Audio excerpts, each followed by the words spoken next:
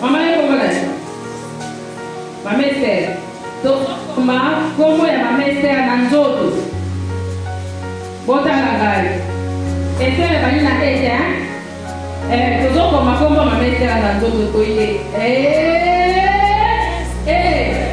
Toujours comme Maman Esther, nous sommes coqués. On se va commencer.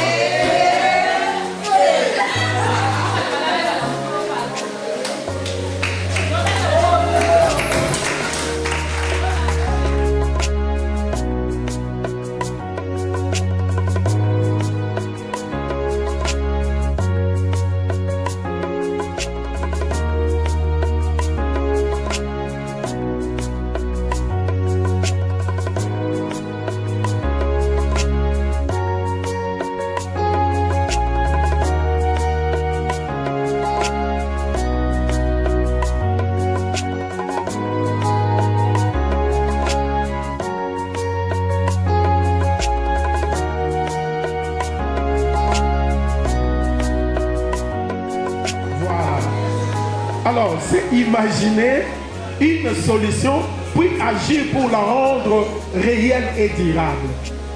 Lorsqu'on a des problèmes, on peut identifier les besoins, il y a proposer des solutions oyo et sengeli. Et prendre l'initiative. Et ça, les bateaux entreprendre des tâches,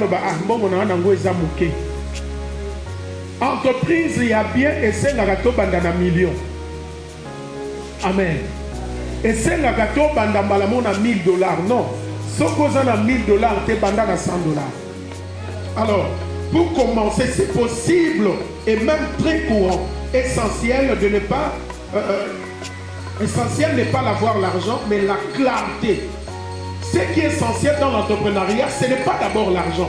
Avoir la clarté d'abord, avoir une vision claire et simple de ce que tu veux faire. Comme tout n'a pas de question, n'a pas salami. Ma camarade n'a pas l'exigence dans le zaa ni. Au Kobanda, na coupe petit, même la réparation du téléphone, moi si je dois réparer le téléphone. Moi si je pose au kumba wewa. Je vous dis, Bazali. Mais yo mona na obebi sabin. Yaya. Kitoko sang et loko zano moi la popi. Je te dis. Français pe sambo kozano ga mondelo alobaka na Google. Wana na tina te. Je vous dis. Okobanda pe na agriculture, na restauration, formation, transport, c'est tout bato malewa.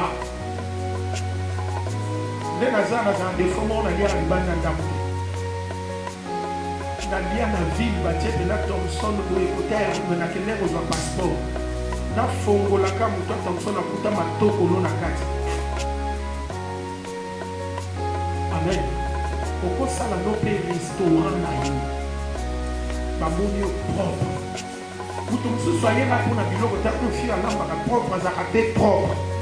Oyebi ngeko ko kanango mungu ateme propriété na yo bendi muto. Parce que yo moni olamba ke ko ka mungu mais moi, ma propriété n'a lieu qui m'ici bat.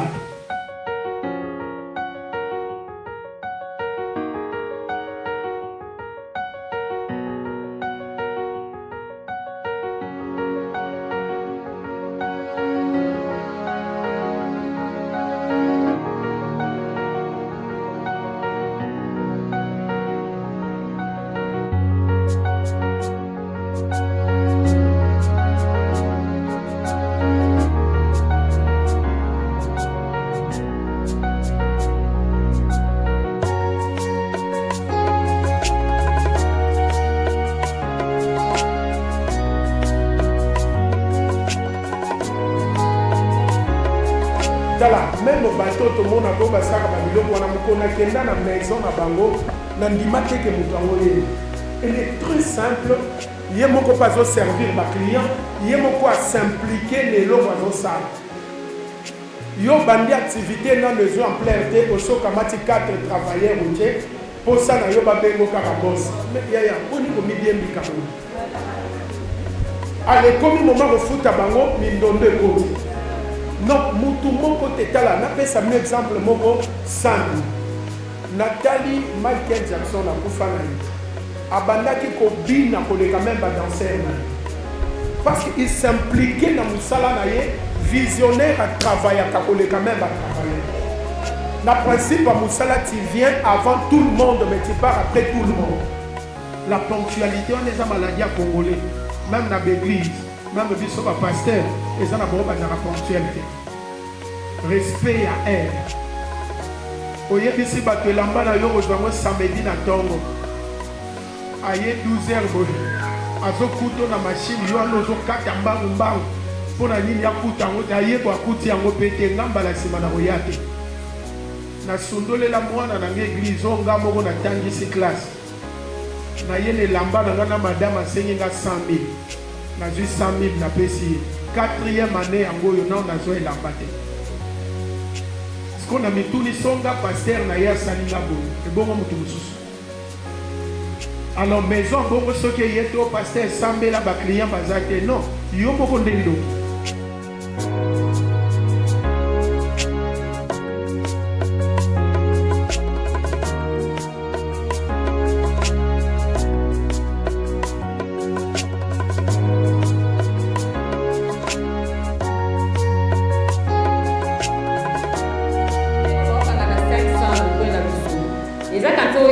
La supermarché mais tellement valorisé atie emballage nae atie dessin moko ya popcorn ya propre atie kombone likolo azoteka et puis comment ndenge ozolo ba cibler les lieux yo au livreur par exemple ça la popcorn bien par exemple non ça la gaufre bien ça la cake bien ça la galette bien oteka wapi kana 100 francs. Pourquoi emballage? Mais informaticien basal, et ça cherté. Tout ce que vous voyez dans la musique, vous autres parlez de loin. C'est renseigné. Nous avons ça la bien. Tantôt, nous avons la cyber, nous avons ça l'emballage. Vous avez un logo, nous avons un combo, nous avons ciblé par supermarché minéral. Qui marche avec qui marche dans tout qui n'a? Et à la province. Et si vous avez un partenariat avec qui marche, vous livrez là-bas, on a un gaufre, on a une galette, on a bien emballé. Autant que nous avons un marché par exemple, qui marche dans la Kinshasa Mobimba. Donc, tellement aliments na yo, donc croquettes na yo emballé na sachet, até que la croquette c'est à Zakanango té. Au commis partenaire na yo, collaborateur na yo na marchandise aux oeufs na yo. À Kobanda Kosongo par exemple 500 pièces à l'objet et autres endémiques. Il y a là 500 pièces. Il y a 500 pièces à côté de 500 pièces na victoire. 100 pièces c'est que maluku. Au moins que ekozalaka muke demande ko mama casse. C'est comme ça qu'on devient leader. Jamais on annonce la marque comme quoi on te marque comme on eh ça je moi na oyiba. Ça je ba oyiba. Pour moi on te ka makia wa pour na ba oyiba. Mais c'est comme ça la société, tu n'auras pas besoin de personne. Société ça veut dire on va engager la jeune pour organiser. Donc ça on va engager que le faut prendre le cahier pour là on va offrir vision. C'était ça on parle.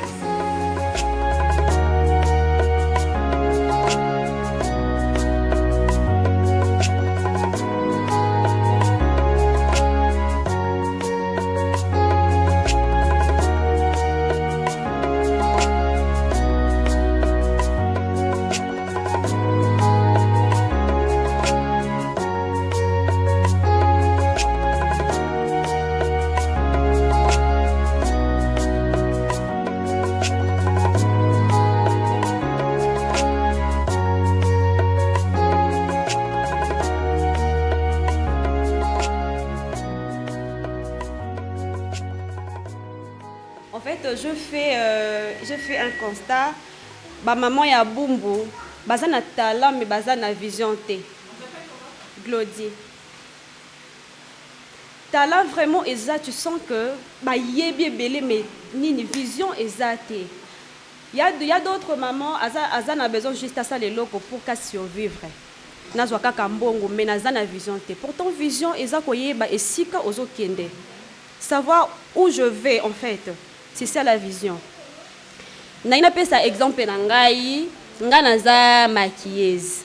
mais nasala yango na ndako epai ya biso. Nasala yango, d'accord. Nasala yango na ndako epai na biso. Souvent soki ba contacter ngai nde na se déplacer na kei. Alors moi bambongo wana esunga ngai na mo ba petit besoin et tout. Alors naza na ba difficulté belé parce que faut na bakisa ba accessoire o eza ya qualité ya bien. Parce que maquillage ezali nini maquillage soko maquiller mutu il faut batu ba mona qualité ya musala oyo sali wana et tout. Ndako somba ndeti nga na préférer ko somba ba blo na ngate ba blo ka maquillage na selemba on a préféré vraiment te. Ouais, je préfère na za ba maison na nga na ville kuna na kenda ko somba ba blo na ngai. Nandima vraiment que na dépenser pour que musala na nga ezala ya qualité bima bien et attirer clientèle. Yango nde na lingaka. Alors, pour nous faire cet exemple, je dirais que comme maquiller, que loko nga na bando linga makasi. Na linga ki musalango. Je me rappelle depuis 2015, oui, 2016, quand j'ai commencé l'université, nazaki la seule na banda koye bénéfice ka tracer crayon oyo. Sinon qui endo tanga na tracer crayon mes amis bando kamanga. Glozo ba ko ta crayon bistozo e baté. Alors, même depuis Nazaboé, Nazalaka, peut-être pendant la semaine, Natika, Nasemaki, mais le dimanche à l'église, Nasalango, parce que l'oko, ils ont l'oko na lingaka.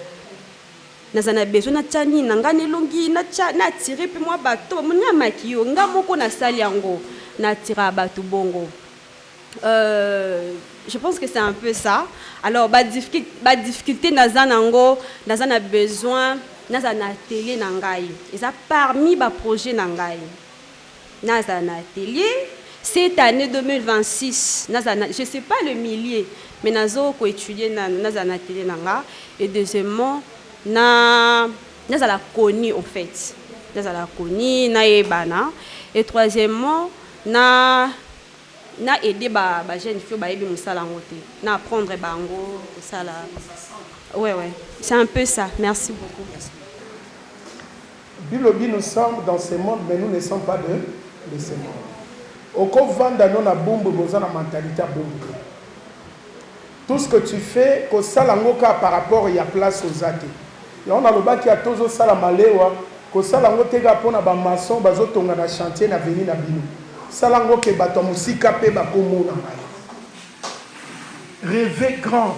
Zala na vision au sale loko ke son atteindre montant bona salibo son atteindre bona matibo son atteindre bona matibo ko sala on ka teke polia omela et sukawana non mon grand comme la maman Anto comme la maman Anto bon ngai na sala kamikate na teka pe baji na bama na ndako mais nateka kawana nazokala mama quelque chose musupe nazobomba na ngai enso eloko moko soki esaliti nazali soto na bandeno na mikate yango nde boti baji eboti na basavon na tiaka liboso wana sikoyo posa na nga nazala na posa ke nafungola vraiment nini ya minene ya ji natekaka mpe naza mwana maison na nga susi na nga nde yango ezalaka wana nazala mwana fond moko ya minene na fungule loko langa parce que naza wa mkieno na ogere na bi peso na comme na ngwa mnene na ko gera ngo bien ko ngana ngalo bana na kotonga la ngai mo difficulté zalaki peut-être tala mo bana pia kotonga tonga ko mo ebele na tongaka ya mo pe na forma bana na difficulté ko maki na ngai su ozo tonga peut-être mutako ya tikelu elamba umeli bon déjà pesa peut-être ko lia et umeli na ya kozwa likanisi nazo kende na magasin na sombi ba bilamba na ngai na tongi na tse nazo teka wana mona ki on sava moi difficulté ko ya bilamba senga hotelemisi mo batazo mona mo visibilité de ça qui a mutu pe asomba ba manki ba maneki wana ezozanga susi na pesa la kama machine na former ma ba filmer na former bango yango mandela la susi na nga ya pas ça tellement na moi que moi difficulté mukie na kota pe na monde mo ba whisky na zoteka po moi économie mo mukie mais manga place na zone na koma ya mona za vision na nga penza ezalaka lelo yo nakoma pe na maison na ngai maison na kompe Maison et on teka ba article ni. bon teka bilamba Bilamba. oui teka bilamba OK. po lobi na gagner pe vie natekaka biloko ya butiki na liboso ya porte pam nazala na fond ya boutique elinga vraimen omona biloko mokie mais epesaka mbongo ebele nazala na fond soki vraimen ningi nateka nazala na fond ya $300 na porte ya lopango natekaka nazala vraimen na don ya koteka soki naoteka même si voici na pembeni yo na porte ya lopango oteka makasi nga bia eza grâce mais naza siko na makoki ya obi nazala na mposa nazala na maison natia vraimen baboutique baji liboso ya boutique na mais naza nde na fond te mais naa nde na mposa koteka nazala vraimen na grâce ya koteka mais fond nde ya malunga eza te. naza coiffeuse bato nyonso baza bayebi naza coiffeuse mais par rapport ndenge nasalaka basuki nasalaka bacoiffure oyo siko bacoiffure oyo vi ke milie na biso awa tosengelaka yango moins cher par rapport na kasavubu na matete basenga yango ba $35 ba $50 siko mpo na kokóma na niveau wana esenga mbele fai nakende kobakisa susu mayele bon nakendaki kosolola na bamaître fo babakisanga mayele mpo lobi nasala yango su na bumbu te napusana na bakasavubu swati na bamatete nga mpe nakende kotia libaya donc ezosenga nga bamoyen na matériel. Donc, si je comprends bien, ils ont un bon transport. Transporter. Parce qu'il faut quitter à pour quitter. ezosenga nga transport te moto akoforme ngai donc moto akoforme ngai nde azosenga nga mbongo na mwa bamatériel mpo ndenge eza ntango okekuna na osala pratique esenga nasalaka bapratique donc fo sombaka baplante oyo ezaki koplante bato maître atala kokomi au point to nanu kokomi te. Maman Jacqueline, merci pour la parole. Je suis maki na mapa. Mais pour le moment, je suis mbaté. Pour moi, je suis des fois sur les bomambons.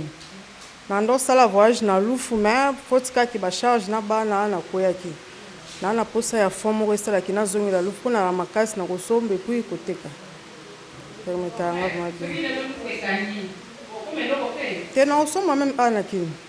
Ateka déjà bloqué la lufu.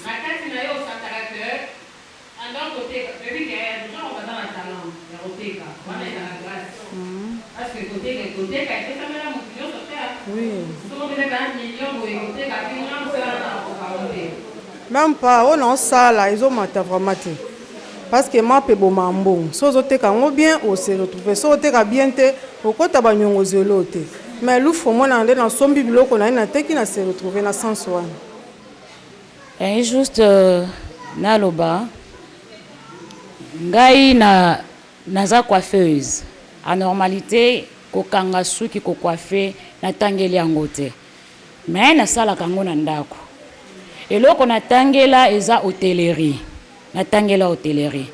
Mais mon ambition pe mes projets za la kasoki nzambe le loi pamboli na fongomisa ni centre. Ce centre te restaurant et ko permettre nga que na évoluer bien. C'est na kati restaurant wana na sa service traiteur. Na service traiteur na ngai nayebi ke non ekosenga ba invité ba rozala o banda ko invité nga ko ke rozala to non sa penga mon côté même si bato na ozwa pe pembeni ko sunga pe na bato yo o ba kozala pe wana pona ko edenga. C'est ça mes projets. Même si restaurant na zwa pe temps ya rozala moi bilan quel est le so ki nzamba pamboli pona fonza restaurant combien qui ko salela nga combien qui fula pesa combien fona sala to pe ko bakisa pe sous mayele. Parce que désormais, au sali hôtellerie, tant au fandi, chaque fois, la conscience les autres développent dans dengue nango. Nene comment restaurant paie, ba recette, les autres qui s'amènent dans dengue nango à chaque jour, ba recherche les en chaque jour. Mon préoccupation est que dans ceux qui l'ont zamba pamboli mbongo, na zongela encore formation, à base de formation, de permettre encore que na sala restaurant, na sala service traiter selon mes projets, c'est ça. Nakomona nga mama José. Nalingi natuna mutuna mamuke pa mama Monique. Nalandi ndenge bapesi biso. Nalani ndenge papa pasana mama Monique balobi. Soki nalani ndembo pesi biso lité ya oyo bolobi, un entrepreneur faut à créer. Maintenant, comment créer quand quelqu'un n'a rien? Oui. Comment on peut créer? Parce que vous avez dit qu'il faut créer, faut se développer et économiser, gérer, bien gérer. Maintenant, quelqu'un qui n'a pas l'argent, il veut toujours, elle veut devenir ce qu'elle veut devenir comme entrepreneur. En fait, entreprendre avec le peu de moyens, ce qui nécessite, ce n'est pas d'abord l'argent. Tu peux commencer par ce que tu sais faire. Tu es utile en quoi? Et là, par exemple, maman Lobiawa, à Kangaka, Souki, na Tangeli hôtellerie. À part Nanumbongo Bonamaboko. Et là, Nino Yebi, O Batobako Lukayo Bonam. Tous on a Numbongo Tocha Pembe. Maman Aza utile Nelokoni. En fait, vous savez, hein, il y a des choses pour y que loko penza Aza utile Nango. Biloko ko ça la même sans que ba futombongo même. On sentit que ça passion dans la vie. Oyo yebi ko ça. Na pesa ki bino exemple. Franck Moulaja, c'est un avocat. Mais toye belie na baroté, toye belie na musique. Vous comprenez? Toye belie frère Patrice na musique. Toye biku toutes les classes nini atana.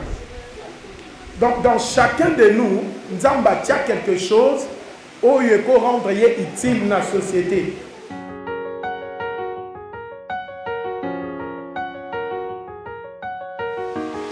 Bon, on a vu, il y a Ebele, vraiment, nous avons le talent, il y a ça, il y a recréer, mais il y a pas qui ça la yangote. Je pensais même il y a quelque ça la commande, il y a gaufre quelque part, et pourtant on a ça la gaufre.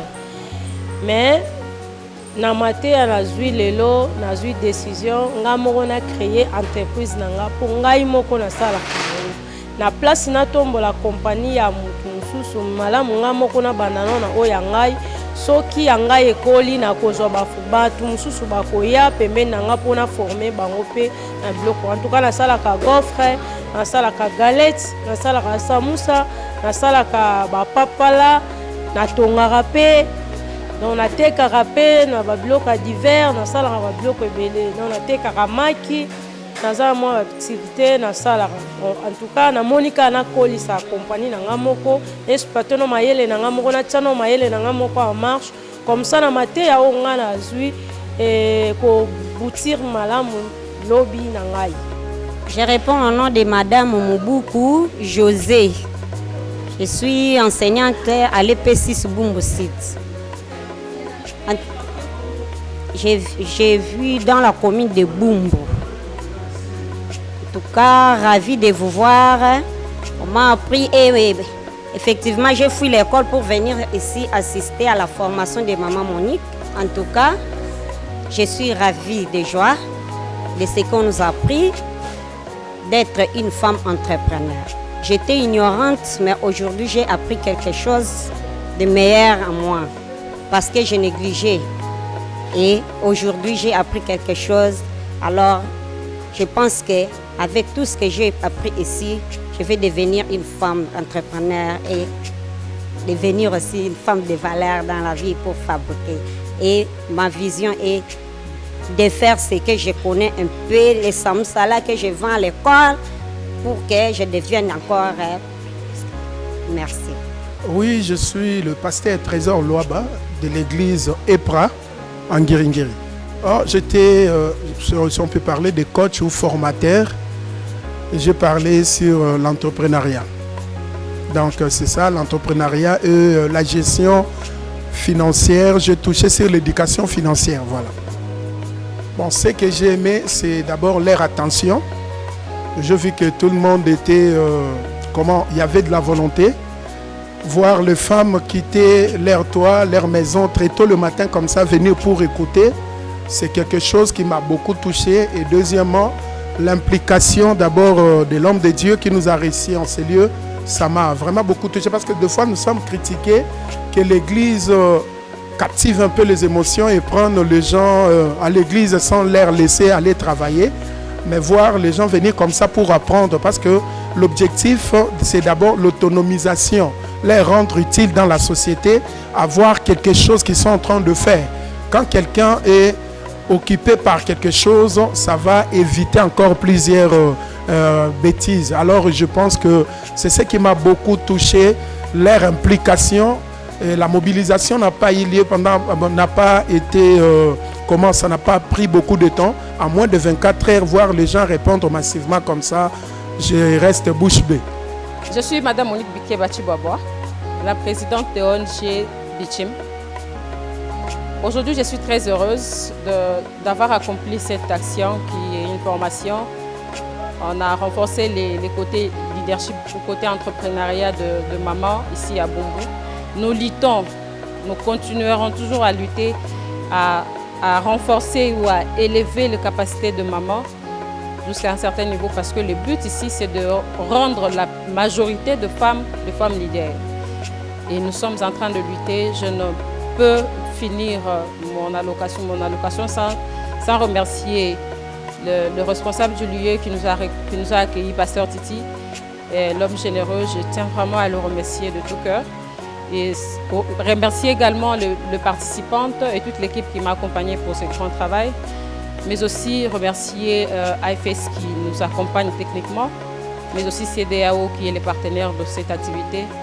Je dis et je vous remercie.